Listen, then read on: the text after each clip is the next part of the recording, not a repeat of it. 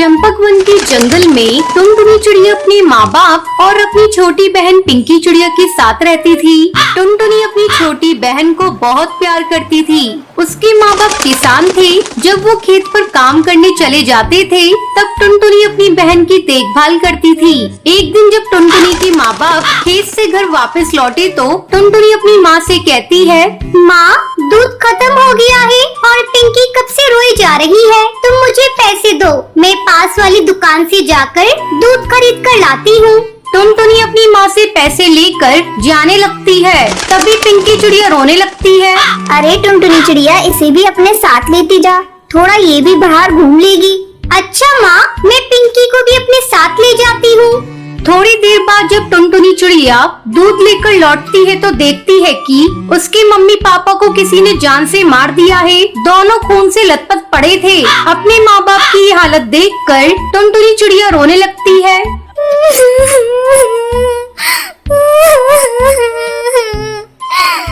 माँ, पिताजी, आपकी ये हालत किसने कर दी? उठो ना, ये देखो, मैं पिंकी चिड़िया के लिए दूध लेकर आ गई। टुनटुनी चिड़िया के रोने की आवाज सुनकर हरी काकी वहाँ आती है।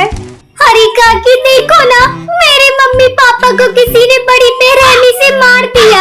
आपने किसी को मेरे घर आते देखा था?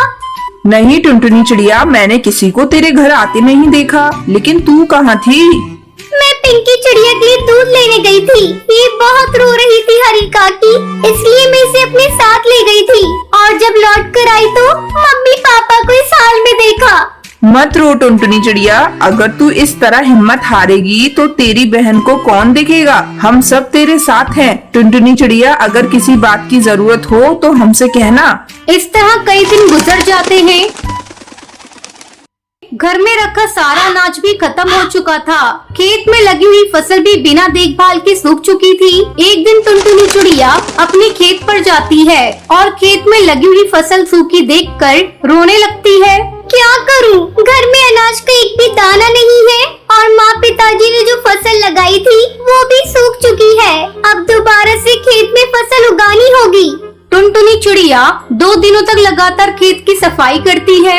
चलो, अब खेत की सफाई हो गई, अब इसमें कुछ बीज लाकर बिखेर देती हूँ। टुनटुनी चिड़िया अपने घर जाती है। तभी रास्ते में उसे बंटी कबूतर मिलता है। बंटी कबूतर टुनटुनी चिड़िया का बहुत अच्छा दोस्त होता है।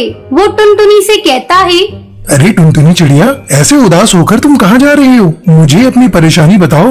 बंटी, मेरे माँ बाबा नहीं रहे और अब मैं अपनी बहन के साथ इस जंगल में अकेली हूँ। खाने को एक भी दाना नहीं है, बस अपने खेत के लिए कुछ बीज लेने जा रही थी। इतना सब हो गया टुनटुनी चिड़िया, और तूने मुझे बताया नहीं? ये ले कुछ अंडों के जादुई बीज, तू इसे अपने खेत पर बिखेर देना। मेरे तो ये किसी काम के नहीं, क्योंकि मैं अंडे खाता नहीं। मैं शहर के जंगल गया था तो मुझे एक जादूगरनी ने दिए थे। तुम्हारा बहुत बहुत धन्यवाद। अब मैं इन बीजों को ही अपने खेत में बिखेर देती हूँ। अब टुनटुनी चिड़िया अपने मम्मी पापा की तस्वीर देखकर कहती है, आज हम लोग खेत में अंडों के जादुई बीज बिखेरने जा रहे हैं। आप लोग आशीर्वाद दीजिएगा कि हमारी फसल बहुत अच्छी हो। दोनों बहनें मिलकर खेत में अंडों के बीज बिखेर देती हैं। पिंकी चिड़िया और टुनटुनी चिड़िया मिलकर अपने खेत की अच्छी तरह से देखभाल करती हैं। कुछ दिनों बाद उनके खेत में अंडे की फसल लहराने लगती है। ये देख पिंकी चिड़िया, हमारे खेत में कितने अंडे उग गए हैं। अब अंडे बेचकर हमारी अच्छी कमाई होगी। आज अगर मम्मी पापा जिंदा होते तो बहुत खुश होते।